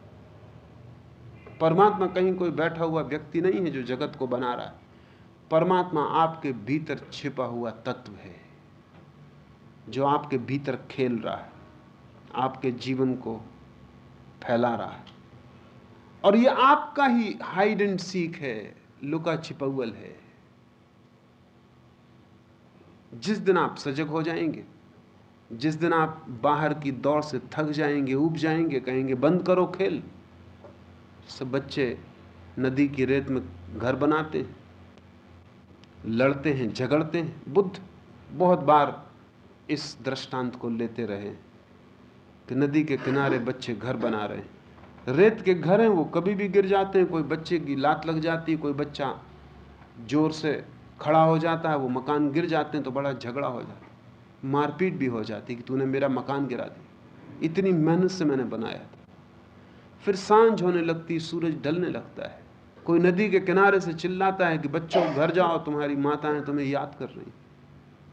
वो बच्चे जिनके घर की जरा चोट लग गई थी, किनारा जड़ गया था, रेत बिखर गई थी, लड़ने को तैयार हो गए थे, वो अपने ही घरों पर कूद के घरों को मिटा के असली घरों की तरफ भाग जाते हैं। सांझ होने लगी, सूरज ढलने लगा, मां की आवाज आ गई।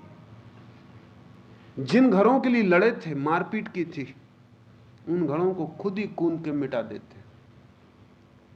बस ऐसा ही है, बुद्ध कहते थे कि जो भी हम बना रहे हैं अपने चारों तरफ रेत के घर है, हमारा खेल है, कोई हर्ज भी नहीं है। आप रस ले रहे हैं, बना रहे हैं। आपकी तकलीफ यह है कि आप पूरा रस भी नहीं ले पाते, पूरा बना भी नहीं पाते। पूरा बना लें तो मिटाने का भी मजा आ जाए। सांझ को जब मिटाएंगे तो कुछ मिटाने को भी तो चाहिए, कुछ बना हुआ होगा तो मिटा भी लेंगे। लेकिन कभी बना ही नहीं पाते पूरा, और सांझ कभी आ नहीं पाती, दोपहरी बनी रहती, अधूरी अधूरा बना रहता है। संसार में पूरी तरह उतर जाएं, जो भी खेल खेलना है पूरी तरह खेल लें। खेल खेलते खेलते ही ये होश आ जाएगा कि अब बहुत हो गया। आपको भी कई दफा दिखाई पड़ता है कि अब बहुत हो गया। आपको भी बहुत दफा ख्याल में आने लगता है कि मैं क्या कर रहा हूं, ये कब तक जारी रखूंगा। फिर आप अपने को बुला लेते कि ये तो खेल छोड़ने की बात है, ठीक नहीं, खेल मिटाने का मामला हो जाए। और जिंदगी एक व्यवस्था से चल रही, उसे क्यों तोड़ना। फिर आप चलाने लगते। ये जो झलकें आपको आती हैं, वो झलकें इसी बात की हैं कि ये खेल वस्तुतः खेल है और वास्तविक घर कहीं और छिपा है। जब ये बिल्कुल ही व्यर्थ दिखाई पड़ने लगेगा, ऊब और दुख इसमें घने हो जाएंगे, तब आप अपने पीछे झांक सकेंगे। वो जो पीछे छिपा है, कृष्ण बार बार उसी को सच्चिदानंद घन परमात्मा कह रहे हैं। आपकी तरफ ही इशारा है। वो सबके भीतर छिपा है, सबका वही केंद्र है। अब हम सूत्र को लें। और जो निरंतर आत्मभाव में स्थित हुआ, दुख सुख को समान समझने वाला है, तथा मिट्टी पत्थर और स्वर्ण में समान भाव वाला और धैर्यवान है, तथा जो प्रिय और अप्रियों को बराबर समझता है और अपनी निंदा स्तुति में भी समान भाव वाला है, तथा जो मान और अपमान में सम है एवं मित्र और वैरी के पक्ष में भी सम है, वह संपूर्ण आरंभों में कर्तापन के अभिमान से रहित हुआ पुरुष गुणातीत कहा जाता है। एक एक शब्द को समझें। जो निरंतर आत्मभाव में स्थित हुआ, जो निरंतर एक ही बात स्मरण रखता है कि मैं हूं अपने भीतर, जो अपनी छवियों के साथ तादात्म्य नहीं जोड़ता, जो दर्पणों में दिखाई पड़ने वाले प्रतिबिंबों से अपने को नहीं जोड़ता, बल्कि जो सदा ख्याल रखता है उस होश का जो भीतर है, और जो सदा याद रखता है कि ये होश ही मैं हूं ये चैतन्य, और इस चैतन्य को किसी और चीज से नहीं जोड़ता, ऐसी भाव दशा का नाम आत्मभाव है। मैं सिर्फ चेतना हूं, और ये चेतना किसी भी चीज को कितना ही प्रतिफलित करे, उससे मैं संबंध न जोड़ूंगा। ये चेतना कितनी ही किसी चीज में दिखाई पड़े, रात चांद निकलता है, झील में भी दिखाई पड़ता है। आप झील में देख के अगर उसको चांद समझ लें तो मुश्किल में पड़ेंगे। अगर डुबकी लगाने लगे पानी में चांद की तलाश में तो भटक ही जाएंगे। और दुख तो निश्चित होने वाला है, क्योंकि थोड़ी हवा की लहर आएगी और चांद टुकड़े टुकड़े हो जाएगा। तो जहां भी हम जिंदगी को देखते हैं वहां हर चीज टूट फूट जाती है, क्योंकि हम प्रतिबिंब में देख रहे हैं। मुल्ला नसरुद्दीन एक रात एक कुएं के पास से गुजर रहा है, रमजान के दिन, और उसने नीचे कुएं में झांक के देखा वहां चांद का प्रतिबिंब दिखाई पड़ा। गहरा कुआं है, हवा की कोई लहर भी वहां नहीं, तो चांद बिल्कुल साफ दिखाई पड़ रहा। अकेला था, मरुस्थल का रास्ता था, आसपास कोई दिखाई भी नहीं पड़ता था। नसरुद्दीन ने कहा तो बड़ी मुसीबत हो गई, ये चांद यहां कुएं में उलझा है, और जब तक ये आकाश में दिखाई नहीं पड़े लोग मर जाएंगे भूखे रह के। रमजान का महीना है, इसे बाहर निकालना एकदम जरूरी। यहां कोई दिखाई भी नहीं पड़ता जो सहायता। तो बेचारे ने ढूंढ ढांड के रस्सी कहीं से लाया, रस्सी का फंदा बना के नीचे डाला, कुएं में चांद को फंसाने की रस्सी में कोशिश की। चांद तो नहीं फंसा, कुएं के किनारे पर कोई चट्टान का टुकड़ा होगा, वो फंस गया। उसने बड़ी ताकत लगाई, खींच रहा है, बड़ी मुश्किल में पड़ा, और अकेला है, कहता कोई और है भी नहीं, कोई साथ भी दे दे, और चांद बजनी मालूम पड़ता है, और चांद भी हद कर रहा है कि बिल्कुल रस्सी को पकड़े हुए और उठ भी नहीं रहा। बड़ी ताकत लगाने से रस्सी टूट गई। मुल्ला भड़ाम से कुएं के नीचे गिरा, सिर में चोट भी आई, एक क्षण को आंख भी बंद हो गई, फिर आंख खुली तो देखा चांद आकाश में। मुल्ला ने कहा चलो भला हुआ, निकल तो आए, अब लोग नाहक रमजान में भूखे तो ना रहेंगे। सिर में थोड़ी चोट लग गई, कोई हर्ज नहीं, रस्सी भी टूट गई, कोई हर्ज नहीं, लेकिन चांद को कुएं से मुक्त कर लिया। जिस दिन आप आत्मभाव में स्थित होंगे उस दिन आपको भी ऐसा ही लगेगा कि जहां से हम अब तक अपने को खोज रहे थे वहां तो हम थे भी नहीं। जहां से हम रस्सियां बांध के, योजनाएं करके, साधनाएं साध के और आत्मा को पाने की कोशिश कर रहे थे वहां तो हम थे भी नहीं।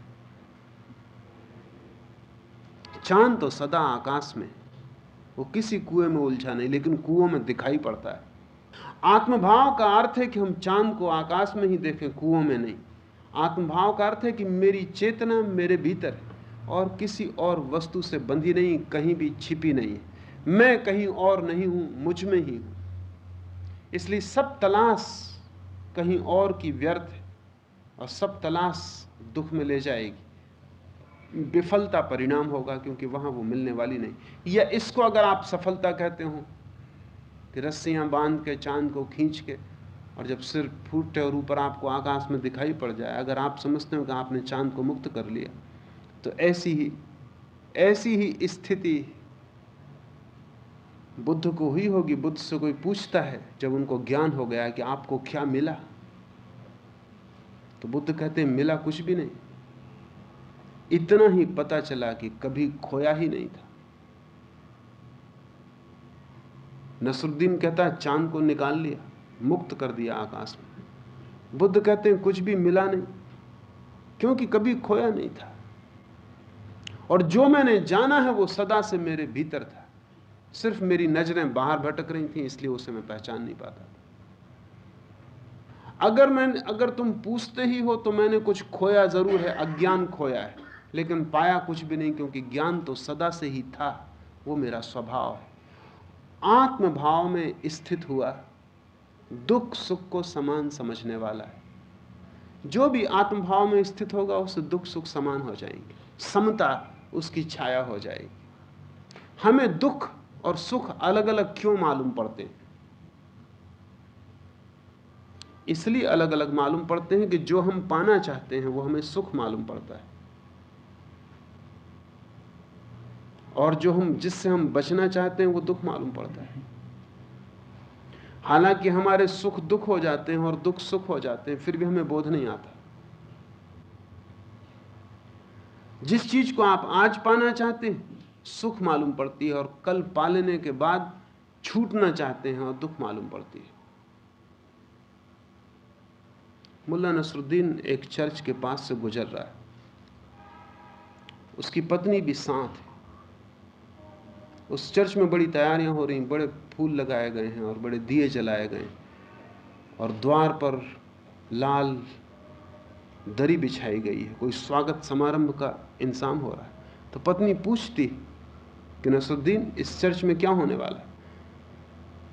उस चर्च में एक विवाह की तैयारी हो रही है। नसरुद्दीन कहता है, इस चर्च में एक तलाक की तैयारी हो रही है, एक तलाक का प्रारंभ। विवाह तलाक का ही प्रारंभ है। सब सुख दुख के प्रारंभ है, लेकिन दुख थोड़ी देर में पता चलेगा, पहले सब सुख मालूम होगा। जिसको हम पकड़ना चाहेंगे उसमें सुख दिखाई पड़ेगा, और जिसको हम छोड़ना चाहेंगे उसमें दुख दिखाई पड़ेगा। आत्मभाव में स्थित व्यक्ति को ना तो कुछ पकड़ने की आकांक्षा रह जाती, ना कुछ छोड़ने की, इसलिए सुख दुख समान हो जाते। इसलिए सुख दुख के बीच जो भेद है वो कम हो जाता है, गिर जाता है। सुख और दुख में उसका कोई चुनाव नहीं रह जाता। समान का अर्थ है कोई चुनाव नहीं रह जाता। दुख आता है तो स्वीकार कर लेता है, सुख आता है तो स्वीकार कर लेता है। दुख आता है तो पागल नहीं होता, सुख आता है तो भी पागल नहीं होता। न उसे सुख उद्विग्न करता है, न दुख उद्विग्न करता है। जैसे सुबह आती है, सांझ आती है, ऐसे सुख आते जाते रहते हैं, दुख आते जाते रहते हैं। वो दूर खड़ा, अछूता, अस्पर्शित बना रहता है। आत्मभाव में स्थित हुआ दुख सुख को समान समझने वाला है, मिट्टी पत्थर और स्वर्ण में समान भाव वाला है, धैर्यवान है, तथा जो प्रिय और अप्रिय को बराबर समझता है, निंदा स्थिति में समान भाव वाला है। सभी द्वंद्व जिसके लिए समान हो गए हैं, चाहे प्रेम के अप्रेम के, चाहे स्वर्ण के मिट्टी के, चाहे मित्र के शत्रु के, स्तुति के निंदा के, जिसके लिए सभी भाव समान हो गए हैं। जो विपरीत को विपरीत की तरह नहीं देखता, जो पहचान लिया है कि सुख दुख का ही छोर है, और जो समझ लिया है कि स्तुति में निंदा छिपी है। आज स्तुति है, कल निंदा होगी। आज निंदा है, कल स्तुति हो जाएगी। मित्रता और शत्रुता के बीच जिसको फासला नहीं दिखाई पड़ता, जो दोनों एक ही चीज की डिग्रीज मालूम पड़ती हैं, ये उसी को होगा जो आत्मभाव में स्थित हुआ है। उसे ये द्वंद्व साफ दिखाई पड़ने लगेगा, द्वंद्व नहीं है, ये मेरे ही चुनाव के कारण द्वंद्व पैदा हुआ था। बुद्ध ने कहा है, मैं कोई मित्र नहीं बनाता हूं क्योंकि मैं शत्रु नहीं बनाना चाहता हूं।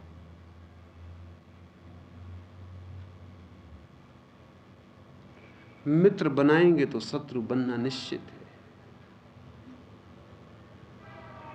आधा नहीं चुना जा सकता है, और हम आधे को ही चुनने की कोशिश करते हैं, इससे हम कष्ट में पड़े। अगर मित्र को चुनते हैं तो शत्रु को स्वीकार कर लें, सुख को चुनते हैं तो दुख को भी स्वीकार कर लें। पर यह स्वीकृति, यह तथाता उसी को संभव है जो अपने में स्थित हुआ हो, जो भीतर खड़े होकर देख सके दुख को सुख को दोनों को निष्पक्ष भाव से। भीतर खड़ा हुआ व्यक्ति देख पाता है निष्पक्ष भाव से। भीतर खड़ा हुआ व्यक्ति तराजू की भांति हो जाता है, जिसके दोनों पलवे एक सम स्थिति में आ गए, जिसका कांटा आत्मभाव में स्थिर हो गया। तथा जो मान अपमान में सम है, मित्र और वैरी के पक्ष में भी सम, संपूर्ण आरंभों में कर्तापन के अभिमान से रहित हुआ पुरुष गुणातीत कहा जाता है। कुंजी है आत्मभाव में स्थित होना। जो आत्मभाव में स्थित है द्वंद्व में सम हो जाएगा। जो आत्मभाव में स्थित है वो कर्तापन से मुक्त हो जाएगा। उसे ऐसा नहीं लगेगा मैं कुछ कर रहा हूं। भूख लगेगी पर वो भूखा नहीं होगा। बड़ी मीठी कथा है कृष्ण के जीवन में। जैन शास्त्रों में उस कथा का उल्लेख है।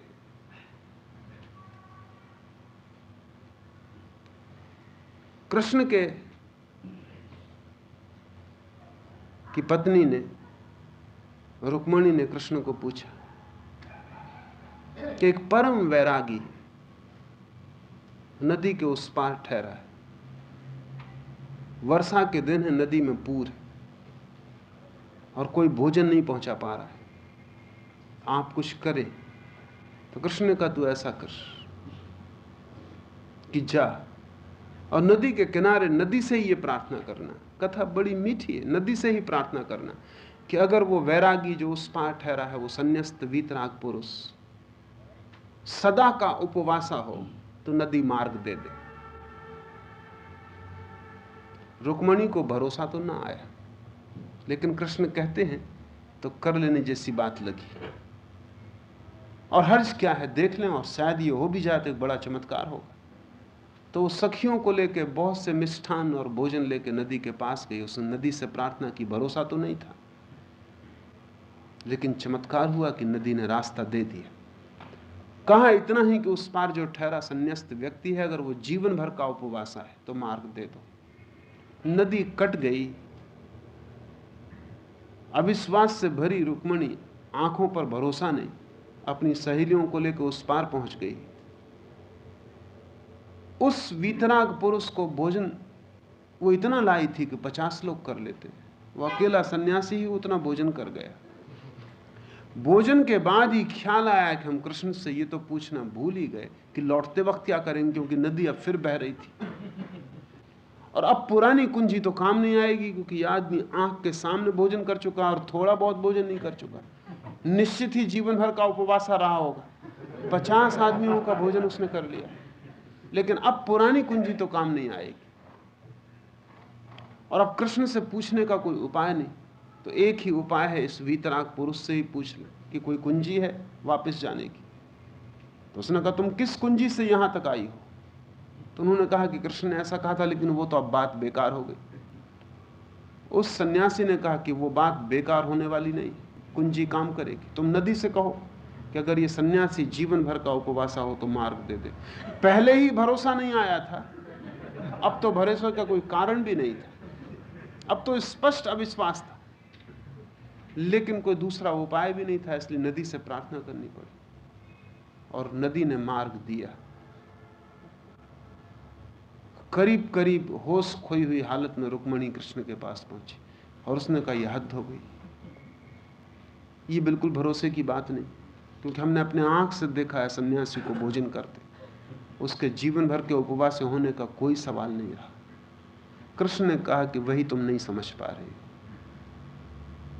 भूख शरीर को लगती है, ऐसा जो जान लेता है फिर भोजन भी शरीर में ही जाता है। ऐसा जो जान लेता है उसका उपवास कभी भी खंडित नहीं होता। जिसको भूख ही ना लगी हो उसको भोजन करने का सवाल नहीं है। हम भोजन करते हैं, करते मालूम पड़ते हैं, कर्तापन आता है क्योंकि भूख हमें लगती है हमारी। इस प्रयोग को थोड़ा करके देखें, कल से स्मरण रखें कि भूख लगे तो वो शरीर की,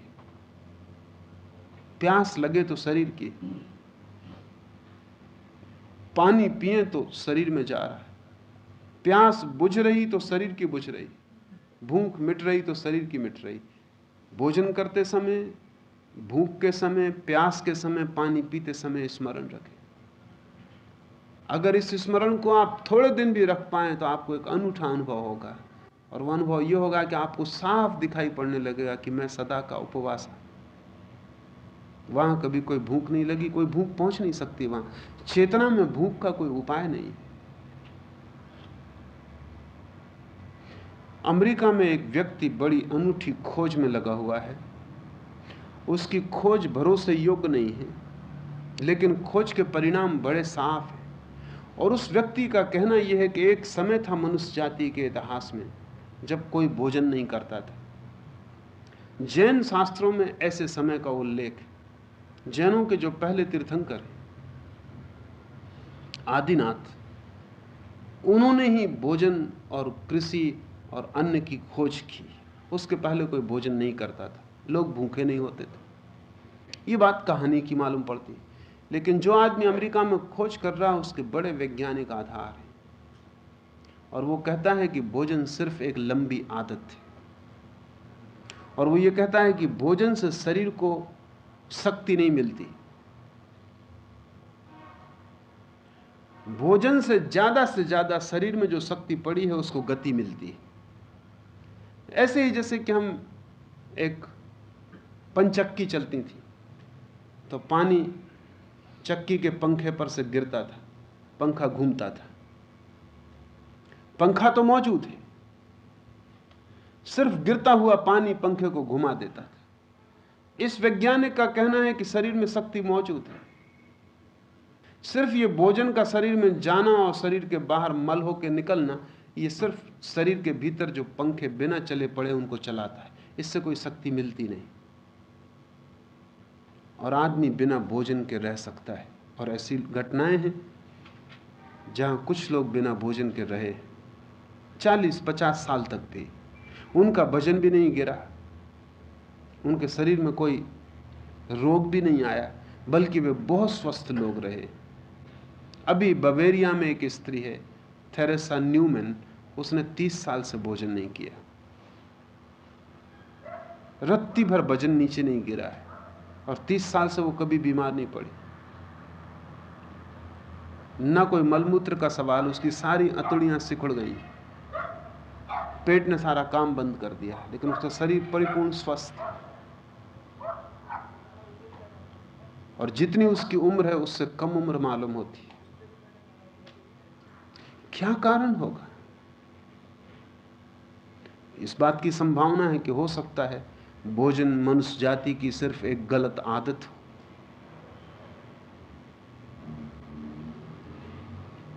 और किसी दिन आदमी भोजन से मुक्त किया जा सके। एक बात निश्चित है कि शरीर को भला जरूरत हो या आदत हो, लेकिन भीतर जो चेतना है उसको ना तो जरूरत है और ना आदत है। वो भीतर की चेतना परम ऊर्जा से भरी है, उसकी ऊर्जा का स्रोत शाश्वत है, उसको ऊर्जा रोज रोज ग्रहण नहीं करनी पड़ती। इसलिए हम उसे सच्चिदानंद घन परमात्मा कह रहे हैं। उसकी ऊर्जा मूल स्रोत से जुड़ी है, वो स्रोत शाश्वत है, वो कभी समाप्त नहीं होता। इसलिए उसमें रोज ईंधन डालने की जरूरत भी नहीं। चेतना के लिए भोजन की कोई भी जरूरत नहीं। शरीर के लिए हो या ना हो, ये बात विवाद की हो सकती, समय भविष्य तय करेगा, लेकिन चेतना के लिए तो कोई भी जरूरत नहीं। वो चेतना उपवासी है। ऐसा भाव अगर बनने लगे, निर्मित होने लगे, तो आप में से कर्तापन धीरे धीरे अपने आप गिर जाएगा। और जब भी आप किसी चीज का आरंभ करेंगे, किसी भी चीज की पहल करेंगे, तो आप जानेंगे ये शरीर के गुण इसकी पहल कर रहे हैं, मैं इसकी पहल नहीं कर रहा हूं। शरीर को जितनी जरूरत होगी आप दे देंगे, ज्यादा भी नहीं देंगे, कम भी नहीं देंगे। अभी हम दो ही काम करते हैं, या तो कम देते हैं या ज्यादा देते हैं, क्योंकि ठीक कितना देना इसका हमें पता ही नहीं चल पाता। हम इतने जुड़े हैं, हमारा संबंध इतना जुड़ गया है शरीर से कि हम निष्पक्ष नहीं हो पाते। हमसे ज्यादा निष्पक्ष तो जानवर। अगर कुत्ते को पेट में खराबी हो तो वो भोजन नहीं करेगा, आप लाख उपाय करें, लेकिन आपको कितनी बीमारी हो, कितनी खराबी हो, आप भोजन करेंगे।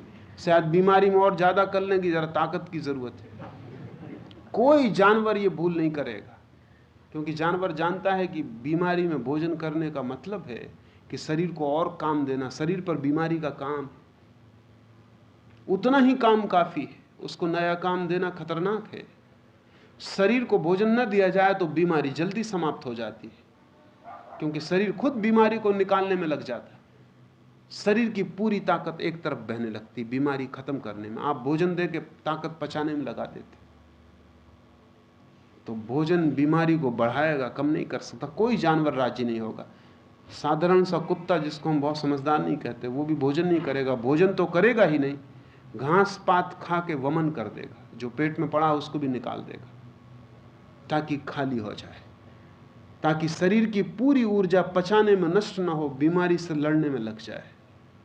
और शरीर के पास नैसर्गिक व्यवस्था है बीमारियों से लड़ने की, वो सब बीमारियों के पार उठ सकता है।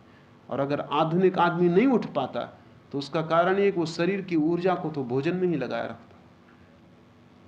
हम निष्पक्ष नहीं हो पाते, बीमारी में ज्यादा खा लेते, हमें कभी पता भी नहीं चलता। ठीक हमारा जिसको पता चलने का बोध कहना चाहिए वो भी छीन हो गया। हमें पता ही नहीं चलता कि कितना खाना, कब नहीं खाना, उस समय कोई बोध नहीं रहा है। कोई नैसर्गिक हमारी प्रतीति नहीं रही कि कितना खाना, कितना नहीं खाना, कब कुछ करना और कब नहीं करना, कहाँ रुक जाना। उस सब का कारण इतना है कि हम इतने ज़्यादा जुड़ गए हैं शरीर के साथ कि दूर खड़े होने से, दूर से देखने पर जो निष्पक्षता होती है वो नष्ट हो गई है। साक्षी भाव उस निष्पक्षता को ले आएगा, आत्म भाव उस निष्पक्षता को ले आएगा। आप दूर खड़े होकर देख सकेंगे। और ध्यान रहे, बहुत सी समस्याएं सिर्फ इसलिए नहीं हल हो पाती कि आप दूर नहीं हो पाते। आपके पास कोई दूसरा आदमी आए और अपनी कोई समस्या कहे, आप जो सुझाव देते हैं वो हमेशा सही होता है। वो दूसरे की समस्या आप दूर से खड़े होकर देखते हैं, वही समस्या आप पे आ जाए, फिर आपकी बुद्धि काम नहीं करती। जो दूसरे को सलाह देने में काम कर रही थी वो खुद को सलाह देने में काम नहीं कर पाती। वैसे जैसे एक सर्जन अपनी पत्नी का ऑपरेशन कर रहा हो, सर्जन अपनी पत्नी का ऑपरेशन करने को राजी नहीं हो जब तक कि मार डालने की इच्छा न रखता हो, क्योंकि वो जानता है पत्नी से इतनी निकटता है, हाथ कपेगा, वो निष्पक्ष नहीं हो पाएगा। तो सर्जन अपने मित्र को कहेगा कि तू ऑपरेशन कर। निष्पक्षता ना हो तो सब चीजें कप जाती हैं, निष्पक्षता हो तो हम अडिग बने रहते हैं, बोध साफ होता है, चीजें स्पष्ट दिखाई पड़ती हैं, धुआं नहीं होता। जितना आत्मभाव बढ़ेगा, जितना आप अपने को शरीर से अलग और चेतना के साथ एक मानेंगे, देखेंगे, समझेंगे, ठहरेंगे, उतना ही आप पाएंगे कि चीजें उतनी ही होती हैं जितनी जरूरी है। जरूरत पर रुक जाना, जरूरत से आगे इंच भर न जाना, तो फिर आपके लिए कोई बंधन नहीं है, क्योंकि तब शरीर के चलने योग शरीर को देते रहेंगे आप। शरीर अपनी गतिविधि पूरी कर लेगा और समाप्त हो जाएगा। जिस दिन शरीर की गतिविधि पूरी हो जाएगी, जिससे दिए का तेल चुक गया, वैसे ही दिया बुझ जाएगा। और इस शरीर के दिए के बुझते ही आपके जीवन में महासूर्य का उदय होगा। इस दिए पे आंखें बंधी हैं, इसलिए सूरज को देखना मुश्किल है। कृष्ण कहते हैं, आत्मभाव में स्थित हुआ, संपूर्ण आरंभों में कर्तापन के अभिमान से रहित हुआ पुरुष गुणातीत कहा जाता है। ऐसा जो व्यक्ति है, ऐसी जो चेतना है, वो गुणों के अतीत है, और गुणातीत हो जाना परम सिद्धि है। आज इतना है।